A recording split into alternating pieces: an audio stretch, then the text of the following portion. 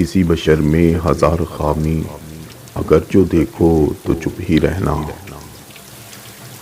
کسی بشر میں ہزار خامی، اگر جو دیکھو تو چپ ہی رہنا۔ کسی بشر کا جو راز پاؤ یا عیب دیکھو تو چپ ہی رہنا۔ اگر لوگ آئیں تمہیں کرے دیں، تمہیں منائیں، تمہاری ہستی کے گیت گائیں، تمہیں کہیں کہ بشر میں دیکھی برائیوں کو بیان کر دو تو چپ ہی رہنا۔ جواز یہ ہے، دلیل یہ ہے، ضعیف لمحوں کی لغزشوں کو، حرام ناطے کی قربتوں کو، ہماری ساری حماقتوں کو، ہماری ساری خباثتوں کو۔ وہ جانتا ہے، وہ دیکھتا ہے، مگر وہ چپ ہے۔